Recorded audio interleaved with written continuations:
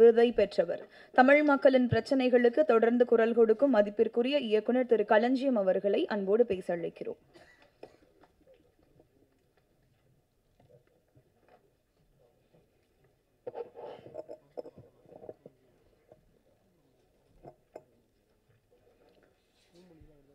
இரவின் விழிகள் திரைப்படத்தினுடைய இசை வெளியீட்டு விழாவில் பங்கேற்றிருக்கிற தொழில்நுட்ப கலைஞர்கள், நண்பர்கள், தோழர்கள் அனைவருக்கும் மாலை வணக்கம்.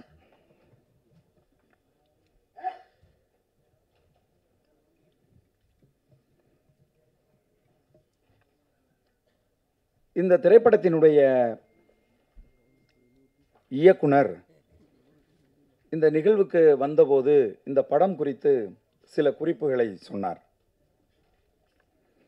அதாவது, இணையதளங்களால் இன்றைக்கு ஏற்படுகிற சீரழிவுகள் குறித்து ஒரு விழிப்புணர்வை ஏற்படுத்துகிற திரைப்படம் என்று சொன்னார். அந்த செய்தியை கேட்டவுடனேயே இந்த நிகழ்வில் பங்கேற்றதற்காக நான் மகிழ்வு அடைந்தேன். இந்த திரைப்படத்தினுடைய வெளிப்பாடுகள் எதுவும் அது போன்ற ஒரு சிந்தனையை ஏற்படுத்தவில்லை. ஒரு ஹாரர் மூவி மாதிரி தான் ஒரு ஃபீல் இருந்தது. அது ஹாரர் மூவியாக இருந்தாலும் கூட அந்த திரைப்படம் சொல்லுகிற செய்தி என்பது இன்றைக்கு சமூகத்தை சீரழித்து கொண்டிருக்கிற, மிக மோசமான விளைவுகளை ஏற்படுத்தி கொண்டிருக்கிற ஒரு செய்தி குறித்த விழிப்புணர்வை இந்த திரைப்படத்தினுடைய இயக்குனர் ஏற்படுத்தி இருக்கிறார். அதற்காக ஒரு படைப்பை உருவாக்கி இருக்கிறார் என்பது போற்றுதலுக்குரிய ஒரு விஷயம்.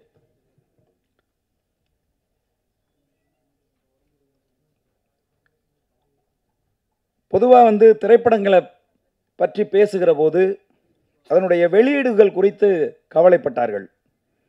மதிப்புக்குரிய போஸ் வெங்கட் அவர்கள் பேசுகிற போது, திரைப்பட வெளியீடு என்று சொன்னாலே எங்களை திரும்பி பார்க்கிறார்கள் என்று வருத்தத்தோடு பேசினார். ஒரு நிறுவனம் ஒரு திரையரங்குகளில் தொடர்ச்சியாக தங்கள் நிறுவனம் வாங்குகிற திரைப்படங்களே இருக்கிறது மாதிரி பார்த்துக்கிட்டா வேற யாரு எந்த திரையரங்கில் திரைப்படங்களை வெளியிட முடியும்? அப்ப சின்ன திரைப்படங்கள் வருகிற திரைப்படங்களுக்கு திரையரங்குகள் கிடைக்க மாட்டேங்குது. இப்போ ஒரு திரைப்படம் ரிலீஸ் ஆயிருக்கு, படையாண்ட மாவீரன் அப்படின்னு. படம் பார்த்தவர்கள் எல்லோருமே சொல்லுகிறார்கள், ரொம்ப நல்லா இருக்கு இந்த படம், வசனங்கள் மிக சிறப்பாக இருக்கிறது, தமிழ் சமூகத்தினுடைய ஓர்மை பற்றி பேசுகிற ஒரு அருமையான திரைப்படம் அப்படின்னு படத்தை பார்த்தவர்கள் எல்லோரும் சொல்லுகிறார்கள். படம் எங்க ஓடுது? தமிழ்நாட்டில் நூன் ஷோ போகுது, செகண்ட் ஷோ போகுது. ஒரு ஷோ, ஒரு காட்சி தான் ஒரு திரைப்படம். அந்த திரைப்படம் போகுது, எந்த இடத்துல ஓடுதுன்னு ப்ரொடியூசருக்கே தெரியல. எந்த தேட்டரில் இருக்குது, எந்த தேட்டரில் எடுத்துட்டாங்க அப்படிங்கிறது தெரியல. இதை ஒழுங்குபடுத்த வேண்டும். யார் ஒழுங்குபடுத்துவது? இங்கே இருக்கக்கூடிய திரைப்பட துறையை ஒழுங்குபடுத்துவதற்காக இருக்கக்கூடிய திரைப்பட சங்கங்கள், திரைப்பட தயாரிப்பு நிறுவனங்கள், டிஸ்ட்ரிபியூட்டர்ஸ், இவங்க எல்லாரும் தான் இந்த திரைப்பட துறையை வழிநடத்துவதற்காக இருக்கிறவர்கள். இவங்க எப்பவுமே கவலைப்படுவதில்லை. அதுக்கு என்ன காரணம்னா அரசியல். வருத்தப்பட்டுக்குவாங்க, இவங்க கோவப்பட்டுருவாங்க அப்படிங்கிற அந்த பார்வை இருக்கு பாருங்க. அதுதான் இன்றைக்கு தமிழ் சினிமா கொஞ்சம் கொஞ்சமாக மக்களால் பார்க்க முடியலைங்கிற சூழல் இருக்கு. ஃபோன் பண்ணி கேட்குறாங்க, இந்த படம் நல்லா இருக்குன்னு சொல்கிறாங்களே, எங்கே ஓடுது இந்த படம்? சென்னையில் எங்கே ஓடுது? சென்னையில் ரோகிணியில் காலை காட்சி. முன்னாடியெல்லாம் அப்படி கிடையாது, அது ஒழுங்குபடுத்தப்பட்டு இருந்துச்சு. நான் முதல் படம் பண்ணும்போது 1996 எல்லாம் ரஜினிகாந்த் படமாக இருந்தாலும் சென்னையில் 5 தேட்டரில் தான் போகும். அது நான் முதல் படமாக பண்ணாலும் அந்த படம் சென்னையில் 5 தேட்டரில் தான் போகும். தமிழ்நாடு முழுதும் அப்படி இருந்தது. ஆனால் இன்னைக்கு என்னவா இருக்கு, ஒரே படம் ஒரு காம்ப்ளெக்ஸில் இருக்கிற அத்தனை அந்த ஸ்கிரீன்லையும் ஒரே படமே போடுறாங்க.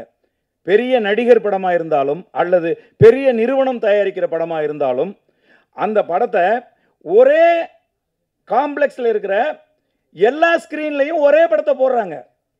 அப்புறம் எப்படி மற்றவங்க சின்ன படங்கள், இது போன்ற திரைப்படங்கள் எப்படி வர முடியும்? உண்மையாகவே சமூக அக்கறையோடும் பொறுப்புணர்வோடும் மக்களை குறித்த சிந்தனையோடும் சிறிய திரைப்படங்கள் தான் எடுக்கப்படுது. சூப்பர் ஸ்டார்ஸ் நடிக்கிற திரைப்படங்களோ அல்லது பெரிய பெரிய நிறுவனங்கள் தயாரிக்கிற திரைப்படங்களோ கொஞ்சம் கூட சமூக அக்கறையற்ற திரைப்படங்களை தான் அவங்க எடுக்கிறாங்க. இன்னும் சொல்ல போனீங்கன்னா சமூக சீரழிவை உருவாக்குகிற திரைப்படங்களைத்தான் அவர்கள் உருவாக்குகிறார்கள். சிறிய திரைப்படங்கள் தான் அழகான கருத்தை, அற்புதமான கருத்தை முன்வைத்து இந்த மக்களுக்கு ஏதாவது ஒரு செய்தி. இன்னைக்கு யோசிச்சு பாருங்களேன், இன்ஸ்டாகிராமின் மூலமாக எவ்வளவு பேர் பாதிக்கப்படுறாங்க. குறிப்பாக பெண்கள், குடும்பத்தில் இருக்கக்கூடிய பெண்கள் தங்களுடைய குடும்ப வாழ்க்கையில் எவ்வளவு சீரழிவுகளை இன்றைக்கு சந்திக்கிறாங்க. இந்த இணையதளங்களின் மூலமாக எவ்வளவு மர்டர்ஸ், எவ்வளவு கொலைகள் இன்றைக்கு நடந்து கொண்டிருக்கிறது. குறிப்பாக பெண்கள் எந்த அளவுக்கு இணையதளங்கள் மூலமாக ஏமாற்றப்படுகிறார்கள் இங்கே யோசிச்சு பாருங்க. அதைத்தான் இந்த தம்பி சிக்கல் ராஜேஷ் அவர்கள் நான் வந்தபோது அவர் வந்து சொன்னார். அப்ப நமக்கு பொறுப்பு இருக்கு. இன்னைக்கு கையில செல்போன் வச்சிருக்கக்கூடிய ஒவ்வொருத்தரை பார்க்கின்ற போதும் அச்சம் ஏற்படுகிற ஒரு சூழல் இன்றைக்கு உருவாயிருக்கு. நம்முடைய பிள்ளைகள் இன்றைக்கு வந்து செல்போனை வச்சிருக்காங்க. வீட்டில் இருக்கிறவங்க யாரும் ஒருத்தரோடு ஒருத்தர் மனம் விட்டு பேசுகிற நிலை இன்னைக்கு இல்லை. இன்னைக்கு யோசிச்சு பாருங்க, நம்ம குழந்தைகளோடு நம்ம மனதை விட்டு உட்கார வச்சு சோபாவில் உட்கார வச்சு ஒரு 10 நிமிஷம் பேச முடியுதா? நம்ம பேசிக்கிட்டே இருப்போம், அவன் போனை நோண்டிக்கிட்டே இருப்பான். அப்ப இந்த இணையதளத்துக்கு அடிமையாகி விட்டோம். நைட்டு 2 மணிக்கு போன் பண்ணாலும் ஒரே ரிங்கில் நண்பர்கள் எடுக்கிறாங்க. கவலைப்படவே தேவையில்லை. விடிய 3 மணிக்கு போன் பண்ணாலும் ஒரே ரிங்கில் நண்பர்கள் எடுக்கிறாங்க. என்ன காரணம்? யாரும் தூங்குறது இல்லை. என்னங்க, நான் சும்மா நீங்கள் முழிச்சிருக்கீங்களான்னு பார்க்கறதுக்காக அடித்தேன், இன்னும் தூங்கலையா? இல்லை தலைவா, ஷார்ட்ஸ் பார்த்துக்கிட்டு இருக்கேன் தலைவா அப்படிங்கிறாங்க. அப்போ இணையதளங்கள் இன்றைக்கு ஏற்படுத்துகிற இந்த பாதிப்பு இருக்கு பாருங்க, அதுதான் ஒட்டுமொத்தமாக சினிமா துறையவும் இன்னைக்கு வந்து ஒரு மிகப்பெரிய பாதிப்புக்கு வந்து ஏற்படுத்தி இருக்கு. திரையரங்குகள் இன்னைக்கெல்லாம் வந்து திரையரங்கில் படம் போடுறது அப்படிங்கிறது, அதுவும் சிறிய திரைப்படங்களை திரையரங்குக்கு கொண்டு வர்றது அப்படிங்கிறது பண விரயம் அப்படிங்கிறது மாதிரியான ஒரு சூழலை தான் இன்னைக்கு தமிழ் சினிமா ஏற்படுத்தி வச்சிருக்கு. தம்பி வீரா பேசும்போது சொன்னாங்க, ஆந்திராவில் வந்து சின்ன சின்ன திரைப்படங்கள் வந்து பெரிய பெரிய வெற்றிகள் வந்து அடையுது அப்படின்னு சொல்லி. அங்கெல்லாம் ஒரு ஒழுங்கு இருக்கு. தயாரிப்பாளர்களுக்கும் திரையரங்கு உரிமையாளர்களுக்கும் டிஸ்ட்ரிபியூட்டர்ஸுக்கும் நடுவில் ஒரு ஒழுங்கு இருக்கு அங்கெல்லாம். அதை நம்ம விட்டுடுறோம். விட்டுட்டு தமிழ் சினிமா ஒழுங்கா இல்லைன்னா எப்படி ஒழுங்கு வரும் சொல்லுங்க பாப்பா. எத்தனையோ முறை இயக்குனர்கள் சங்கத்தில் இருந்து சென்று பேசியிருக்காங்க. இதை வந்து ஒரு ஒழுங்கு கொண்டு வரணும், சின்ன திரைப்படங்களை வந்து ரிலீஸ் பண்ணுறதுக்கு ஒரு ஒரு ஒரு ஒரு ஒதுக்கீடு செய்யணும், ஒரு பெரிய படம் வந்துச்சுன்னா ஒரு 10 சிறிய படங்களை ரிலீஸ் பண்ணணும்னு சொல்லி கவலைப்படுறது எங்களுடைய இயக்குனர் சங்கம் தான் கவலைப்படுது. ஒவ்வொரு முறையும் அதை எடுத்துகிட்டு போய் அவங்க பேச்சுவார்த்தை நடத்துகிறாங்க. ஆனால் அதை நடைமுறைப்படுத்த வேண்டியவர்கள் அதை நடைமுறைப்படுத்த மாட்டேங்கிறாங்க. இது போன்ற திரைப்படங்கள் நிறைய வரணும். இந்த தம்பி மகேந்திரன் வந்து எந்த நம்பிக்கையில், எந்த துணிச்சலில் பணத்தை வந்து இன்வெஸ்ட் பண்றது சொல்லுங்க. இன்வெஸ்ட் பண்ண பணத்தை ஒரு பெட்டி கடைக்காரர் ஒரு 10,000 ரூபாய் இன்வெஸ்ட் பண்ணி ஒரு பெட்டி கடை வச்சா அதுல இருந்து ஒரு 5,000 ரூபாய் நம்ம சம்பாதிச்சலாங்கிற நம்பிக்கை இருக்கு. கண்ணுக்கு முன்னாடி அந்த பொருள் இருக்கு. ஆனால் சினிமாவில் இன்வெஸ்ட் பண்ண வர்ற ஒரு தயாரிப்பாளருக்கு இன்றைக்கு நம்பிக்கையை இழக்கிற ஒரு சூழ்நிலை தான் இன்றைக்கு வந்து உருவாகி இருக்கு. புதுசா சிந்தனையாளர்கள் வருகிறார்கள், புதுசா கதையாசிரியர்கள் வருகிறார்கள், புதுசா தொழில்நுட்ப கலைஞர்கள் வருகிறார்கள். இந்த பாருங்க, தம்பி அசார் பத்தி சொல்லுகிற போது சொல்றாங்க, அவ்வளவு டெடிகேஷனோட தன்னுடைய பாடல் பதிவு முடிகிற வரை உட்காராமையே நின்றுட்டு இருப்பான் அப்படின்னு சொல்றாங்க. இளைய தலைமுறை பிள்ளைகள் அந்த அளவுக்கு இந்த கலையை, சினிமாவை வந்து பயங்கரமா நேசிக்கிறாங்க. ஆனால் சினிமா இன்றைக்கு என்னவா இருக்கு அப்படின்னு சொன்னா, அது கார்ப்பரேட் மயமாகி ஒரு சில பேர்களுடைய கைக்கு போய் சினிமா எல்லாராலும் எடுக்க முடியாது. அப்படி எடுத்தாலும் அதை பொதுமக்களுடைய பார்வைக்கு கொண்டு வர முடியாது.